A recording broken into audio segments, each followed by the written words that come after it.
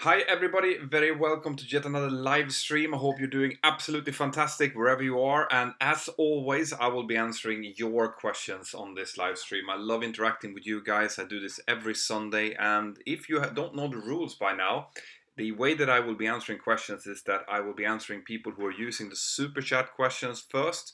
Those are the ones who are actually providing a little bit of financial support for the channel. So I will always be answering those ones. And if you are using a super chat question and the question doesn't come through for whatever reason, then you can always send me an email through the Mentour Aviation app. Secondarily, I'll be answering questions that comes up on the Mentour Aviation app, and then I will be using all of those questions that are constantly coming through the normal chat line here on YouTube. So let's get to it. I've already gotten 2 questions on the super chat, so thank you very much. Dog Paulie is asking if I've ever been intercepted by fighters and if they would show on the radar. And fortunately, no, I have not been intercepted by fighters. Okay, it's a very rare. Very few pilots actually are subjected to fighter interception. And as I mentioned in the video that I sent on Friday, it generally is because of prolonged loss of communication, which is something that you can easily avoid by just having a listening watch on 1:1.5 and noting down FIR boundaries, which is something that we do. You know, we're constantly watching our flight plan as we fly along. And anytime that we pass an FIR boundary, we know that there's supposed to be a frequency change. And if we don't get a frequency change there, we actually call our traffic control up and ask them, hey, you know, do you want us to still stay here? Radio check. And they will then transfer us over, because sometimes ATC actually forgets as well. It's not only pilots who stands for the human factor when it comes to this. So no, I have not been intercepted so far. Touch wood, you never know. But if we would see them on radar, yes, it's very likely that they will have their transponders on, so we will see them as TCAS. But they probably will turn that off, at least the TARA part of it. We might be able to see them, but of course, if they are going to fly as close to us as they want to, if they have mode S transponders squawking on TARA, it will trigger a resolution advisory for us, which we have to follow. So that part of the transponder cannot be activated. But yeah, I have seen fighters on TCAS, and they have had their transponders on, just not with that mode activated. So that will answer your question. You probably won't be able to follow it on flight radar though, because it's military. So whatever codes they're using, you're not going to be able to see them, and you will definitely not be able to identify them. Great question though, and guys, I hope you liked that video. I have several videos lined up now that I think that you guys will think is going to be interesting to watch, all right? But I'm constantly thinking of new things to tell you, and the only way I really can figure out how to, you know, what you really want me to do is by you sending in suggestions, either here on YouTube, but also even better through the Mentour Aviation app, and just send it to me directly so that I get a sense. Because if I see that multiple people want to know the same thing. Why is the carpet that color? Or why does the tail look weird on the 737? Or stuff like that. Well, then I can start researching and I can make a video on it. So I'm basically using your feedback, and especially the feedback from the guys on my Patreon crew. I want to say a huge thank you to you guys. If you're watching now, if you're part of the Patreon crew and I haven't been able to speak to you personally yet, just know that I'm really grateful for the job that you're doing, the feedback that you're giving me. We were choosing about different like thumbnails for the last video, for example. I had a lot of help from them on that. So you guys on Patreon doing a great job. I do appreciate it. And if you want to join Patreon and you haven't already, there's a link here in the description of the video where you can do that. Charles E is sending in on Super Chat as well. Just another thank you. What was the first airplane you ever flew? I had my intro flight a few days ago and I had an absolute blast. Ah, excellent.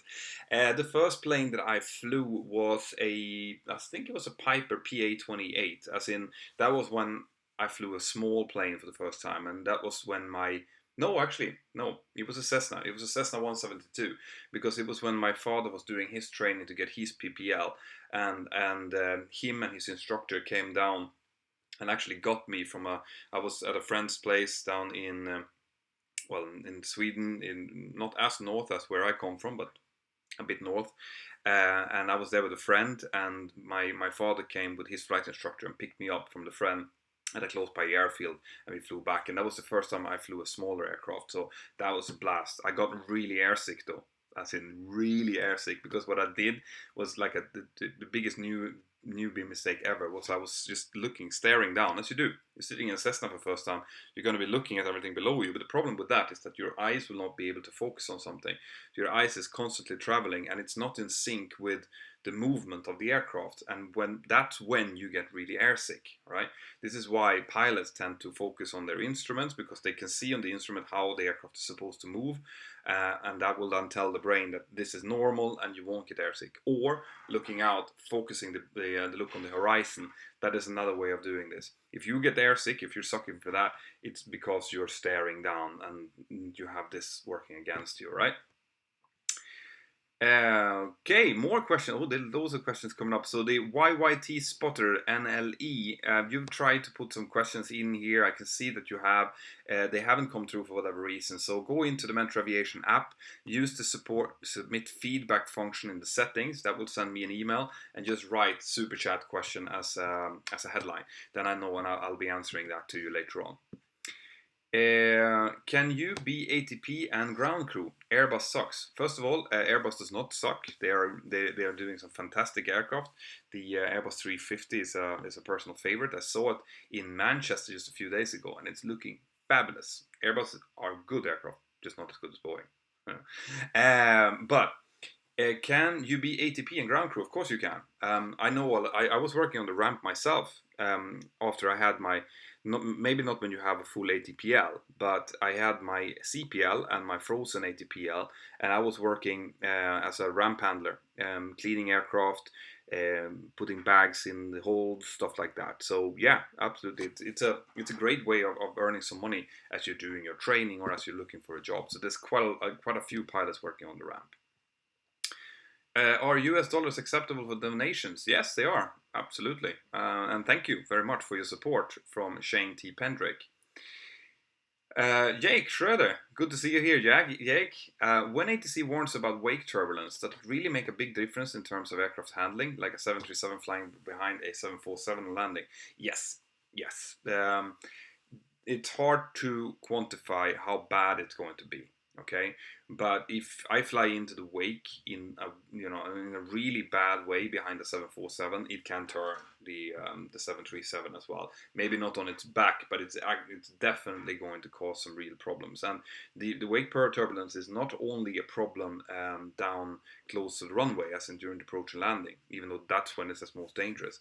It's also a problem when we're flying en route, because, for example, if I'm passing, let's say an aircraft has flown and crossed my route about, say, 2 minutes ahead of me and 1,000 feet above. Well, the thing is that the wake turbulence drops with about 400 feet per minute. So if it was 1,000 feet above me when it passed, and I'm now 2 minutes behind, well, then I know that the wake of that aircraft has fallen down. Now, air traffic control tends to have quite good check on this, but sometimes they forget, and you can get some really bad turbulence. And the problem with that turbulence is it comes suddenly. The passengers is out, they're in the toilets, the cabin crew is serving their tea and coffee, and all of a sudden you have this huge jolt that comes from nowhere. If you've noticed that somewhere where you've been out flying, that's probably what happened. Okay, but yes, if they warn us for wake turbulence, it's for a reason. It can get bad. Okay. So Michael Marcard Otson, I hope I pronounced that right, Michael. Thank you for always making such good content. Well, thank you for watching. It's fantastic to have you all there. And the last couple of videos, I've gotten a lot of support, a lot of interest. The channel is churning, great now, and I'm getting loads of valuable feedback. And anytime I see that the videos are doing well, then I know that this is something that you guys wanted. So then I know how to kind of tweak the coming videos as well. And I think the next one that's coming on Friday is going to maybe not surprise you that much, but it's definitely going to cause some discussion. So I'm looking forward to hear your review on that. And I'm drinking coffee because actually I'm starting to feel a little bit of a summer cold. All this air conditioning use here in Spain is not helping, but some hot drinks does. From my Mentour cup, you should all get one of these. Let's see. Every type of video, I see your back has changed. Why? Yeah, I'm sorry I wasn't here last time. It's just because I'm sitting in a different part of the room. All right, I have my desk. My wife has her desk, which is, let's see if I can show you, which is over here. All right, that's where I normally sit. But now I am sitting on my own desk because I just couldn't be bothered with moving it over, and it works perfectly good from here. However, I don't know how long I'm going to be able to continue this because I'm using my mobile phone internet and I don't think I have too much data left. So I'm going to keep answering questions for as long as I can, guys, and I hope that you enjoy it. Speaking of Airbus 350 from Patrick Resney, by the way. Speaking of Airbus 350, which one would you rather fly? The Airbus 350 or the Boeing 787? Ooh, that's a tough one. I think I would rather fly the 787, for the simple reason that I would you tend to want to do stuff that you kind of know, and I'm fairly familiar with the Boeing philosophy at this point, how they do things, how they think. So even if it's new technology and the new screens and stuff, it's still going to be the same old good Boeing. However, from a challenge point of view, it would be lovely to try the Airbus 350, and what I would really like would be to be able to fly both of them, to do a comparison in between them. So Airbus and Boeing, if you're listening to this, I would love to give it a shot. All right. So anyone that can sort that out would be greatly appreciated. I would love to share that with all of you guys out there as well, if it's possible. Cool. Right. So that's the end of the super chat questions for now. If you do have questions that you really, really, really want me to answer, or just say hello to you, then use the super chat. And for now, let's see, I have some questions coming up on the Mentour Aviation app. As you can see, this popping up. And this is, by the way, how it will look when you get the app and you register yourself as well. Anytime that you put a question out, there's going to be loads of people in the chat that are willing to answer your question.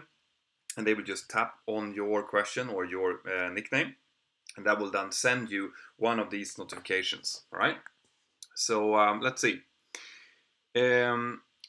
Mentor, will there ever be a meeting event for your fans? Yes, there will be. All right, I promise you that it will be. But you have to understand that I am working full time. I am instructing almost every day, and I'm working on a 4-3 roster, which means that I only have 3 days off. One of those days I use to create the videos that I'm uploading. So I'm literally, if I don't have time, like I didn't have last week, for example, I'm literally making the video on the same day as you guys see it sometimes, okay? So it's precious little time for me to be traveling around to visit you guys, but I would love to go to the States, for example. If there's a American flight school or organization out there who wants to invite me over, I would love to do that, because there's loads of people in the States who are following the channel. I can see that on the statistics, and also know that there's a lot of people in India who does, and in the UK. And the UK, that can be arranged, right? It's very likely that I will be turning up in Germany during next spring as well on some of the fairs there. Since I'm working together with Bose, I'm using and reviewing their headsets and stuff. They can kind of sort these things out. And if I do, anyone who has the Mentour Aviation app will be the first ones to know, or follow me on Facebook or Instagram. So yes, there will be meetups, and I can probably just set something up here in Girona or in Barcelona as well, if you guys would be interested in that. Send in your suggestions on how you would like that to be done, and we can see what we can do. Cool. So Cherep 777 in the latest video from Dutch Pilot Girl said that some airlines have mandatory autoland policy on long flights. Who is logging a landing in that case? The one who's logging the landing is going to be the pilot flying for that leg. Logging the landing, that depends a little bit on how they do the autoland as well. It's a great question, actually. I haven't even thought of that. Normally the captain is the one who's actually landing. In most cases, on most airlines, when you're doing an autoland, the captain is going to be pilot flying for the actual landing, but of course the aircraft is going to land. If you have the Mentour Aviation app, I know I keep saying that, but there is a playlist, an instruction playlist in 360 where I show how to do a Cat 3 landing and a Cat 3 go around, exactly how we do it, who does what and when. So check that out if you're interested in that. More questions. Basically, by the way, on the just to continue that last question, yes, she's right. There are some airlines who have outland policies on long flight just because of the arousal level of the pilots, right? If they have been sitting for like 17 hours Sorry, 17 hours, but sitting for 5 hours or something, it's hard to kind of get yourself up going again into the kind of level that you need in order to manually land aircraft. In that case, they use autoland. But me in my airline, for example, we do autolands very rarely, only for weather or for training purposes, and it happens maybe more often during the winter month than during the summer month, obviously. But I haven't done a Cat 3 landing in 3 months now, so very rare. Michael Mercardotsen, great. I'm happy to hear that I pronounced your name correctly. Piers Downsend, I see you're trying to answer something or ask something as well. Piers, as I said, if your question doesn't come through the app, submit feedback, send me an email, and I will be answering it there. Might not be exactly now, but as soon as I can after the actually send it in now. Send it in now, and I might be able to answer it here during the live stream. Ian, Jill, great to see you here, Ian. One of my patrons, fantastic. Petter, heard from a pilot looking forward to his first flight. 5 a.m. call asking where he was. He thought 5 p.m. And a similar situation for yourself?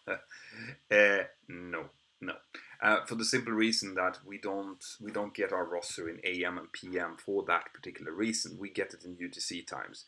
So if I get a 5 AM flight, it means it says 0500, or well, it's probably going to set 0315 UTC. Okay, that will be 0300 UTC, we will say. Anyway, so that's what it would say. And for a similar flight on the afternoon, it's going to be 1500 UTC. Okay, so that's to make sure that there's no confusion. And obviously you have to have a good check on this. It is different airlines will have different roster types, but especially for your first flight, I recommend you to really closely check your roster so that you avoid things like that, because you do not want a no-show on your first ever flight for an airline. If I've actually ever overslept, touch wood, no so far. I set my clock very carefully, and actually even when I work on earlies, I tend to wake up before the clock rings because I know that it's supposed to ring. So far I have not overslept, but you never know when that happens. It can happen to anyone. We're all humans. But in this occupation, it is extremely important to be careful and be on time.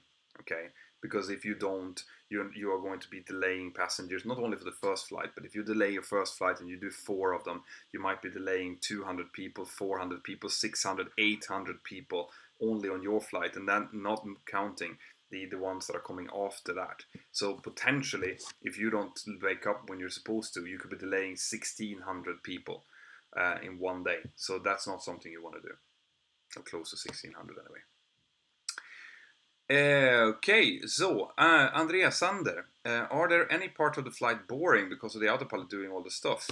Yeah, they can be. I'm not going to lie on that. Of course, if you're doing a really long flight and there's not much going on with ATC, and maybe you don't, your personal chemistry with the first officer is not great, which means that you're not chatting away about something, you're just sitting there by yourself.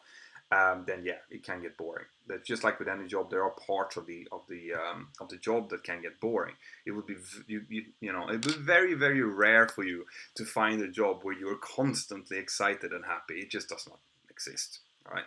Even the guys who were Top Gear announcers, like Jeremy and the guys, they managed to get bored with their job, which is, I've said that before in my live stream, probably the best job in the world. So yeah, there are boring times during cruise where you might be sitting, but then again, you always have the view. So you're sitting out and you can watch. If it's good weather, you can see Paris floating by or London floating by below you, and you never really get tired of that. So there's always ups and downs with everything. Liam Deason, during final approach in the 737, do you disconnect the auto throttle before the autopilot or the autopilot before the auto throttle? Great question. We tend to disconnect the auto throttle first, all right, and then the autopilot. Other airlines might do it the other way around. It's really a philosophy of the airline, how they want to do it. But yeah, we tend to first disconnect the auto throttle, make sure that we have the thrust under control, and that the aircraft is properly trimmed, and then we disconnect the autopilot, and then we fly like that. Philip Stolzenberg, Thank you very much for supporting, by the way, and all of you guys who are supporting now during the super chat. You're helping the channel. You're putting money into the company which I am using, which I'm building at this point to make better videos, to make more content for you, maybe to be able to travel around a little bit, visit flight schools, visit museums, stuff like that. So it's great support, and I do appreciate it, all of it. Så Filip. Vill bara säga att du är riktigt motiverande och jag tycker att du ska fortsätta med det du gör. Hur mår boxen? So, I'm going to translate that for you guys who are not Swedish. Philip is praising me. I'm blushing here for being motivating, which is, I really hope that I do motivate some of you guys out there. I mean, part of this, I'm doing this for my own sake as well. I love doing this. I love interacting with you. I love teaching. That's why I became an instructor in the first place. But the fact that I do get to hear from you guys that you find what I'm doing inspiring. I got an email today from a girl who was afraid of flying, who said that watching my videos made her less afraid of flying and actually wanting to look, we're looking forward to the next flight. And if I can do that, then I'm doing exactly what was the purpose when I started this in the first place. So it's great to hear. And also he's asking how the Boxster is doing. The Boxster is doing great. It's doing exactly what I bought it for. I bought that Boxster because I wanted to drive a Porsche to work if I could, to have an everyday Porsche. And that's exactly what the Boxster is doing.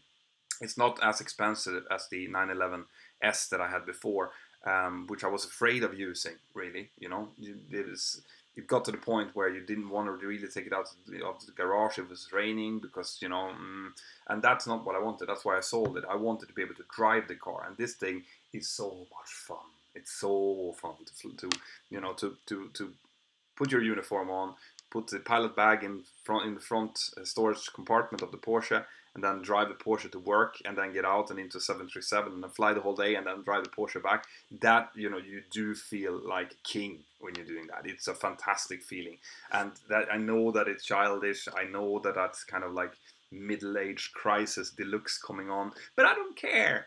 That's part of it, why I'm doing this. If I would care so much about what other people thought about what I was doing, well then I wouldn't have started the YouTube channel in the first place, because people said, who is he to sit there and talk about what he thinks and what his view is on things. And I thought, why not? That's kind of the thing I wanted to tell you guys as well, because I do get a lot of questions and I do get a lot of emails from people who are surrounded with family or friends who say that they can't do something, they shouldn't be pilots, it's this and that and that. You are the master of your own destiny, guys. You are the ones who are going to have to decide what you want to do, and you do not listen to other people. You listen to them if they come with friendly advice, things that you can learn from. In some case, it is valuable, so you listen to them anyway. But it is you who have to decide what to do. And if people say that you can't do something, it's impossible, you shouldn't be doing that, well, that's up to you to decide, isn't it? So ask yourself that, and also ask yourself, what kind of help is that, who says that you can't do something? In what way is that supportive, or in what way is that constructive? What you say to someone is, this is the way I think that you could do this. This is how you can achieve this. This is going to be hard. I'm always telling you that, guys. This is not easy. You're not going to get a job like that. It's not becoming a pilot, for example, is not something that everyone will be successful in doing, which is why I always urge people to do the pilot assessments before they start school. But you can work on your abilities, you can work on getting better at whatever it is. That's why I'm using Brilliant, for example, brilliant.org as a sponsor. You kind of notice the kind of sponsors that I'm using are companies that are working on making things better for you. Cambly is another one that's helping you improve your English in a good way. Brilliant will help you improve your maths and your physics skills. Skillshare has thousands of courses of whatever you want to do. These are the kind of sponsors that I'm looking for the channel. And guys, if you know someone, if you have a company that's similar to that, something that you think can help people, achieve their goals, reach their targets, get better at what they want to do, then feel free to contact me and we'll see what we can do. Right, so Blizzard Age. Hejsan från Norge. Let's see. The bästa landet is Scandinavia. We'll see about that. Well, I'm not gonna go into that right now. Do you get nervous when flying and get challenged? And have you ever experienced any failures when flying? how do you explain that?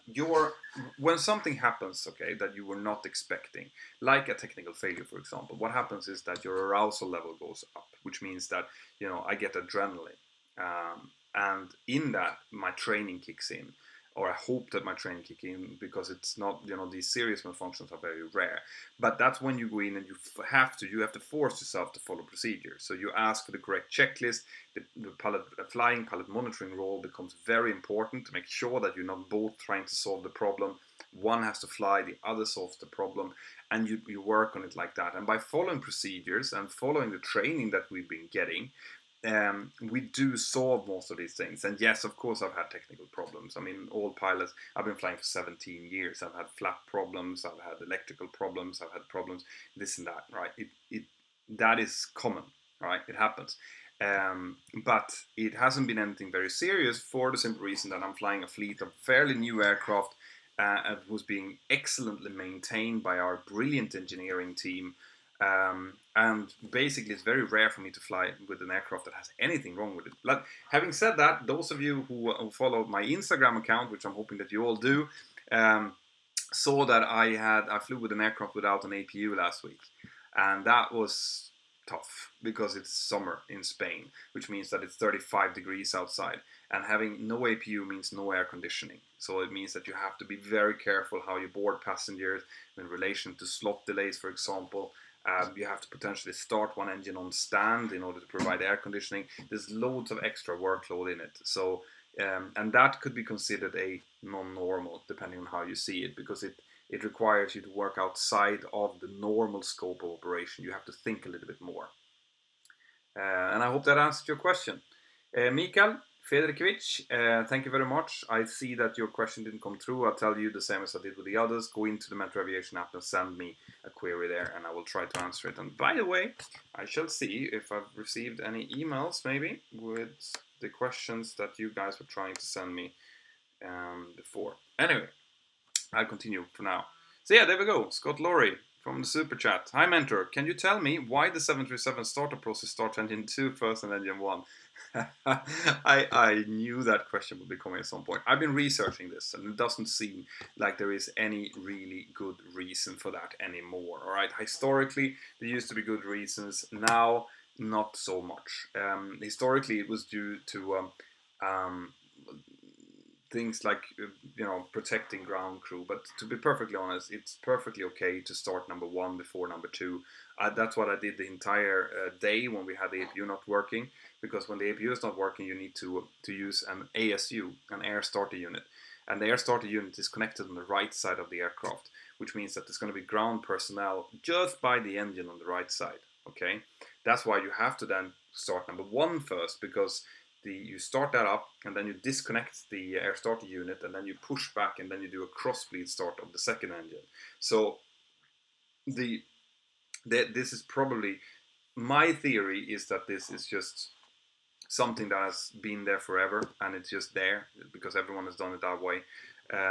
If you know any better reason for it, then please tell me, but I don't. For me, I think that we could probably just go engine number 1 first and then 2, just as well as 2 and 1. I'll see if I come up with some reason during the rest of the chat, okay? So, next, Odd Gamer. Hey, nice article, by the way. What is the Boeing and Airbus philosophy when it comes to cockpit design? First of all, thank you. I'm guessing that you're referring to the articles that I've been sending out through mentorpilot.com. Let me see. It's here. Da-da-da. There we go. Mentorpilot.com. I do blog posts. Okay, so if you didn't know that, the little extra time I have, I try to write a blog post now and then, but it's slightly more serious. While the YouTube channel, I talk about every kind of thing. Here, I answer your questions. The blog is more about things that I think about when I'm out flying. Important stuff like what it's like to become an instructor, what you need to think about before you go into instructing, or if flying through CBs, stuff like that. So if you haven't checked out mentorpilot.com and checked my blog series, then definitely check that out, because there's going to be more kind of serious stuff there than in the rest of the channel. There's also featured flight schools there, schools that I've checked out myself and that I know are good. They might not be the cheapest ones, but they are going to be good enough for me to tell you that you can go there and you can get a good result. I'm going to do more and more of that, depending on the flight schools that they need to work with me in order to be featured there. The Boeing and Airbus philosophy when it comes to cockpit design, the cockpit design is fairly similar. You'd see more old type cockpit design in Boeing aircraft just because they are older. They've been around longer. So the 737, for example, is basically in its base a 60s design that's then become a 70s, 80s, and so on design, and it's just been improved by Boeing, while Airbus had the benefit of being able to kind of build what they wanted from the beginning based on more modern technology. So the philosophy is, I'd say Airbus is probably a little bit more dark cockpit oriented, which means that everything should be black, and if there's a light, there's something wrong. While Boeing have a philosophy with, at least on the 737, there's loads of lights with different colors, and depending on the color, it's either good or bad, or it shouldn't be there, it should be there. There's a lot of like bright and dim colors, and bright is one thing and dim is something else. And this is just all the type of design. The black cockpit is more clean, easier to see, easier to understand. So I think in the newer types, the newer Boeings that's coming out, they're probably falling more towards that. But obviously the main difference is in the philosophy of autopilots, where Boeing still says that the last word should always rest with the pilot, while Airbus says the last word should rest with the pilot unless he says something or does something stupid. In that case, it's going to be the aircraft that tells you that no, you can't bank that way, no, you can't pitch that way. And so on. So there's a difference in philosophy on automation, which is the major difference. And then you have, of course, the yoke and the side stick, but that is more ergonomics than anything else. Charles E, just reason to shout out your Patreon again. Just sign up. Hey, welcome. I did get an email that someone had signed up on Patreon. So great, welcome to the team. You will see that I will be sending out, you will be able to preview my videos, for example. As soon as I have them ready, which tends to be fairly late, unfortunately, because, like I said, I do them sometimes on the same day. But as soon as I have it ready, I send it out to my Patreon crew so that you can watch it and see if there's anything major wrong, if I've gotten some facts wrong, or if there's something that you think that this just isn't fun. I didn't want to watch this one. In that case, I need you guys to tell me. So you guys are my fail-safe, basically. So welcome to the team. Any chance that you'll be making more 360 videos soon? I bought them and they were great. Excellent. No, is the answer to that. I won't be doing any more 360 videos, at least not for a while. And the reason for that is because the technology is really cumbersome. It takes me a lot of time and a lot of hours for the guy who's doing the 360 videos to stitch them together. They are great. They're really great in what I showed, okay? But I think that I can do just as good instructional videos with maybe 180 or just a wide angle lens. And in that case, I'll be able to put in things like, like an inset of a specific instrument that we're looking at, something that is even easier to watch and even more focused, as in it's going to be clear, it's going to be higher focus. The 360 video is great, especially if you have, a headset, right?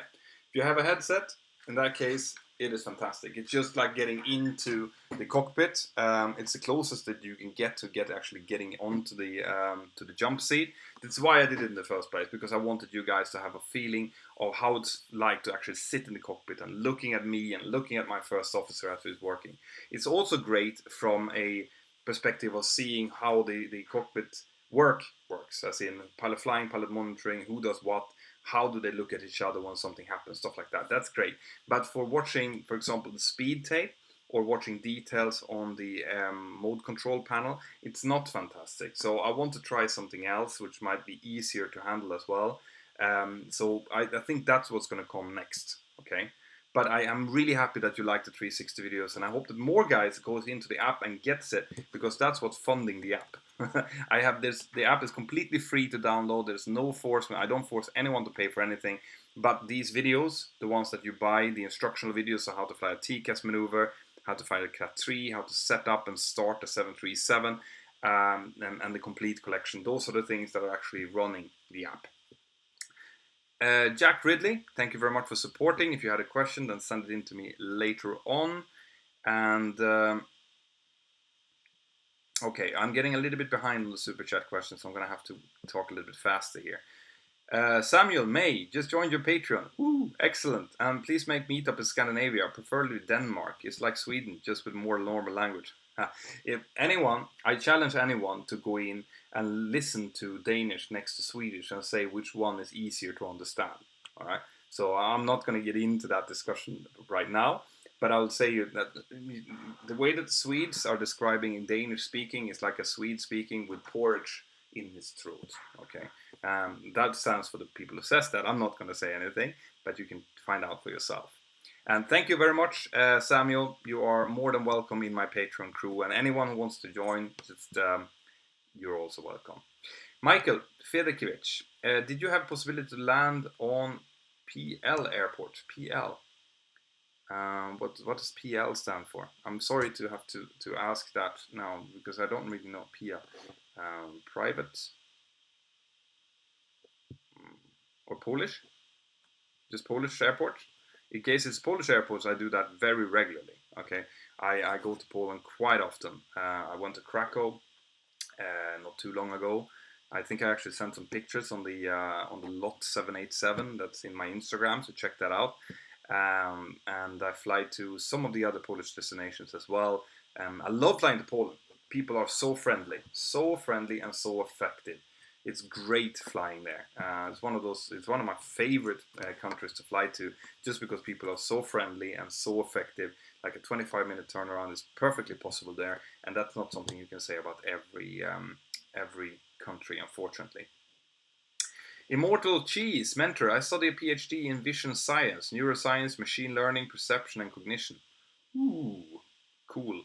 Do you know of any aviation-related jobs where my skills could become in use, like human factors, like ergonomics, flight tech design? Yeah, I mean, obviously, you should be talking to either Airbus or Boeing, depending on where you are, because they would love this, right? I'm sure that they have all compartments set out to, for example, improve augmented reality vision.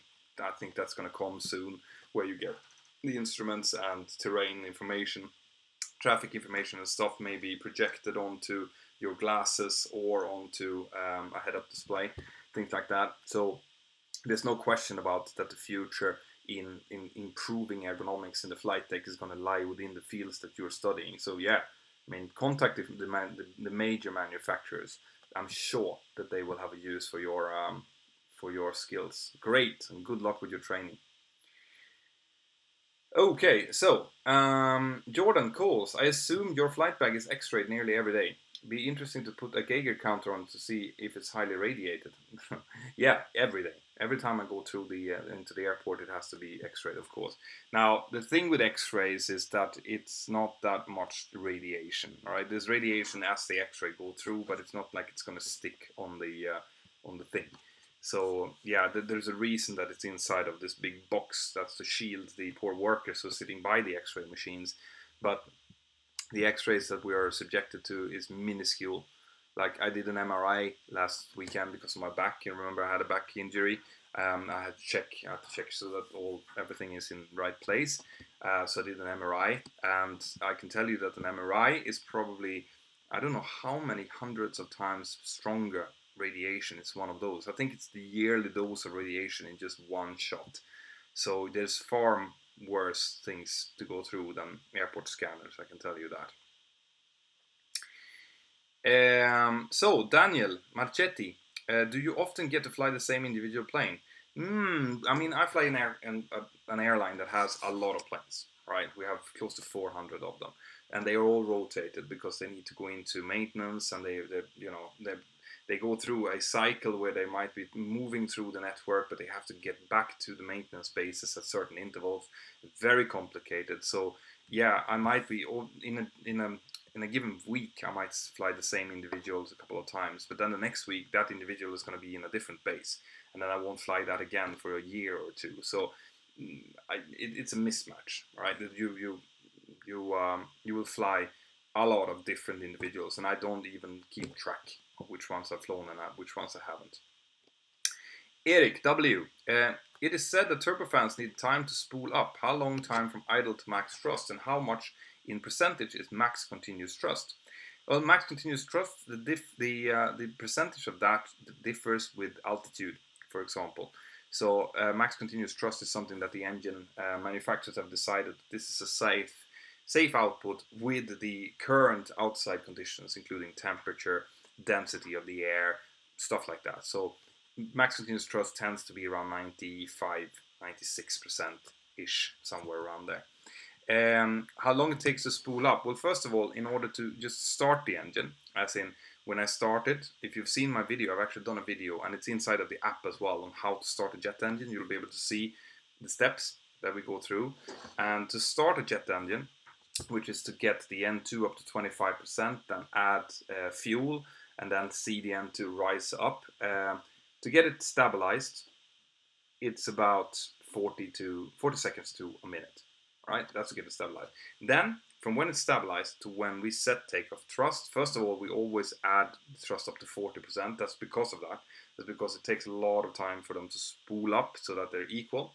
But then from 40 and up to max, it goes quite quickly. And that's why we spool it up, so that we make sure that both engines are similarly spooled up. And then from 40 to whatever it might be, 92% or something that we set for takeoff thrust, it's going to go fairly quickly, as in a few seconds. Okay, but it's still a lot of time compared to a propeller, which is more or less instantaneous. Is pilot training, from Mayur Baviskar, is pilot training course very tough? My physical and math is average. What will that be a problem? If it's average, it's probably okay, right? The training is tough, but it has more to do with the fact that you need to do a lot of theory in a very short period of time, and it's fairly complicated. So you need to have a good study technique, and you need to have fairly okay both math and physics skills. So if you know that it's something that you'd like to work on, then start working on it before you go into training, because once you start, you might have about, I don't know, to take 10 months or something to do all 14 theory exams, and there's a lot of stuff to go through. So yeah, it can be tough, but it's not like becoming a brain surgeon. It's not like becoming a doctor that takes you 5-6 years to just learn all the stuff. This is more to do with it. It's a lot of stuff in a very short period of time that you need to go through. Ian Gill, back again. We call negative people the escape committee. They would be angry if we told them what to do. Go for it. Yes, thank you. That's exactly what I wanted to say as well. Aaron Molby, I'm going to be flying a Cessna 172 next Saturday for the first time. Any tips? Yeah, the Cessna 172 is a fantastic aircraft to fly. All right, it is fairly easy, which is why it's being used as a school plane. Right, it responds nicely. It is very stable in flight. But what I want you to do, if it's the first time you ever fly, is just sit back, relax, the marvel of aviation. Okay, enjoy it. Listen to the instructor. He or she is not going to think that you have any previous experience or anything like that. You will be able to tell them what you know, but just go with the flow. Try it out. Do some turns. Ask if they can demonstrate some steep turns for you, just to see how it feels. Some climbs and descents and stuff like that. First flight, just enjoy it. That's even what I tell people on the first day of line training, even though they're fairly far along in their training. Okay, so yeah, that's what I would suggest. Okay, so Cherub 777 in the 737, to bring 1 hour reserve fuel to destination, how much extra fuel do you have to take on average flight, and how do you calculate that? Well, the aircraft burns about 40 kilos a minute. Okay, an hour of extra would be about, say you take 500 kilos of fuel, would say that's about 10 to 15 minutes extra. All right, A ton will give you about, yeah, the same 25. 2 tons would probably be enough for an hour, more or less. So if you calculate 40 kilos a minute, that's a fairly rough but accurate estimate of how much a 737 will burn. So that gives you, I mean, the easiest way of doing it is just instead of 40, just calculate 50 instead, because then you will have what you need and a little bit more. And that's basically just twice. 500 kilos, 10 minutes. 1,000 kilos, 20 minutes, and so on. It's not fantastically accurate, but it's fairly close to what you will get. So, Carlos Martin Garcia, hi. Thank you for your time and work. How is the optimal flight level calculated? Well, that's calculated based on the weight of the aircraft, the outside temperature at the top of climb, winds, and so on. We do not do that ourselves. It's not manually done, so we can do it. We can go into, when you do your ATPL theory, you are going to have to calculate these similar things like this by using the pilot handbook, the POH, and then calculate using diagrams and stuff with outside temperatures, and you'll find it that way. We let the FMC do that. The FMC, the flight management computer, we just type all of the stuff in. What's the outside temperature? What's the ISA deviation supposed to be? Things like that. And then based on the weight, when we put that in, the aircraft will then calculate, well, you should be at this level. But then the flight planning department might decide that no, even though that is the optimum fuel burn level, you might need to go on a slightly lower level because actually the winds, the tailwind is stronger down there. So there's stuff like that involved as well. It's very complicated, and I'm really happy that we don't have to do it for each leg, because that will make me grow gray hairs very quickly. Mayur Baviskar again. Can you fly the 737 MAX 8, 9, 10 with the 737 type rating? Yes and no. Right, it will be included in my type rating, so I will be able to fly it. But for each one, we're going to need a small difference training, which is probably not going to be simulator. It's just going to be a CBT, computer-based training. But you do need to do difference training between the types. Me, for example, I have a rating from the 737-300 to 900, including the BBJs. Right? But each one of those, I fly the 737-800, I can also fly the 737-700, but if I want to fly any of the other types, I'm going to need to do something called a difference training, which might or might not include a little bit of sim training, just to make sure that you're up to speed on all the difference in instrumentation, pressurization system, performance. I mean, in the case of the MAX, for example, there's going to be performance things. There's going to be the layout of the cockpit is going to be different. The engines are going to be different. The landing gear is going to be different. So there's quite a lot of theory that has to be gone through to make sure that you can fly it. But the aircraft is very similar, as in, you know, I don't doubt that if I would be in the back of 737 MAX now, something would happen and I would be forced to go in and help out. I don't think that I would have any kind of problem getting the aircraft safely down already now without any kind of training, because they are so similar. But still, again, when you're a professional pilot, you need to be aware of all of these little differences, okay, in case something would happen, or if you would have a system malfunction or something like that. Guys, I'm coming up to 50 minutes and I'm losing my voice, so I'm going to take the last super question now. I'm going to take a few questions off the Mentour Aviation chat, and then I'm going to call it a day. Right, I hope that you are enjoying the channel so far, and those of you watching, I see there's much more people here than it usually is on my live streams, which make me really happy. If you're enjoying this, there will be a live stream any Sunday that I can, right? When I'm working early, so I don't really do them because I need to sleep. But now, tomorrow I'm working late, so I'm going to go to Paris and I'm going to go to Tangier tomorrow, which means that I can sleep tomorrow morning, so I can be here talking to you. Mikko Hakarainen, hi Petter, and thank you for your amazing channel and content. Well, thank you. Does every 737-800 handle the same, or do they have any minor differences between the individuals? Have an absolutely fantastic evening. They handle more or less exactly the same. All right, there will be slight differences, as you can feel, just as if you drive two different Audis. You'll feel that one maybe is a little bit easier in the controls, the thrust levels are moving a little bit differently. The flap handles might be feeling a bit differently. Definitely the seats are going to be different. So for some reason, some of the individuals, you can never seem to find a good seating position, while others just, you know, as soon as you get in, you sit there perfectly. There are individual differences because you can't get them perfectly exactly the same, but the differences are so small that on a day-to-day basis you can't even measure them. All right, you will feel like, oh, this aircraft feels nice, and this one's like, it's a bit tight, isn't it? But apart from that, there's no tangible kind of difference, except for some minor changes in instrumentation and stuff. In our fleet, we have different radio boxes in some of them. We have two different weather radar systems, and the ACPs can look a little bit different as in the MCPs, the mode control panels, but on general, no. So, Mayur Baviskar, you'll be the last one on the super chat now. How to get an ICAO ATPL? Well, you need to go to a school that issues an ICAO CPL. The CPL you need to get, and you need to read the ATPL theory to get something called frozen ATPL. And then in order to get the ATPL, you need to have at least 1500 hours flight. There's some piloting command need as well, and some darkness, flying in darkness and things like that. It's all stipulated how much you need, but you need 1500, and then you need to do a skill test to unfreeze the frozen ATPL. So it takes a while, and that's because the ATPL is the highest type of license that you can have, and it's basically your captain's license. You don't need an ATPL unless you're going over into the left-hand seat of an airliner. Okay, so that's why.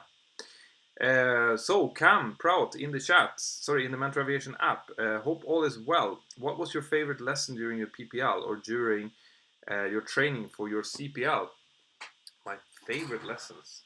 I love doing the chandelles and the lazy eights. It was always fun to do the instrument training, but the most fun part of it all, the most fun part of the training is the MCC course. The MCC course is where you feel like all of that training that you've gotten during your flying the small aircraft and stuff, but now it's real. Now you're in an airliner. You get to work with a colleague, and you need to, that's when you feel that you're getting really close to your target. So the MCC training is by far the most fun part of the training that I did. Even though the multi-engine training was great, the IFR training was great, but the MCC is where you can almost touch that first job.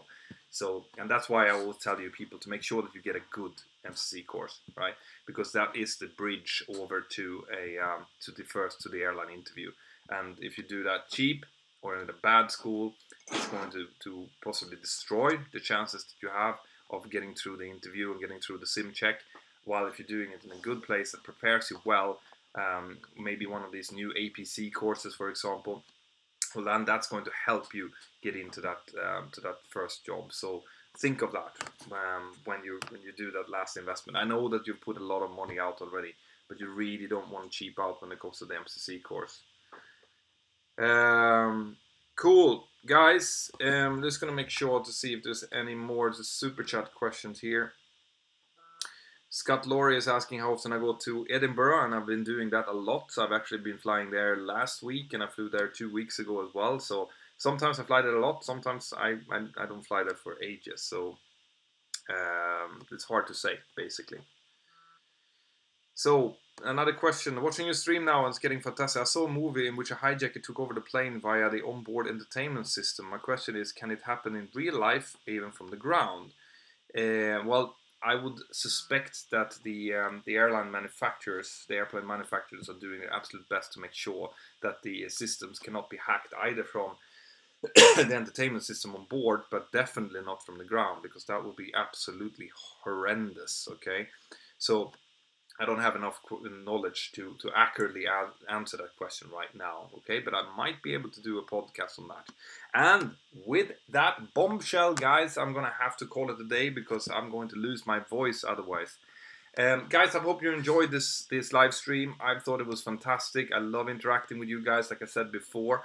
And make sure that you pitch in for next Sunday as well. And if you are interested in joining my Patreon crew, I definitely recommend you to check out the link here below in the video, or get the app at least, so that you're part of getting the notifications of when I do live streams on Instagram, which I do sometimes, and when I do just like question sessions inside of the app, which I also do sometimes. And there are other people in there as well. Captain Joe has been in the app before. He hasn't been there for a while now. I'll see if I can try to get Pilot Maria in to say hello at some point as well. But basically, Flight Shop has been in the app as well, answering questions. So these YouTubers that you see from different parts of the world, I'm trying to get them in to say hello to you guys, to have kind of a portal where you guys can interact with us in real time. So guys, with that, I want to say thank you once again. Have an absolutely fantastic evening wherever you are, and I'll see you next time. Bye bye.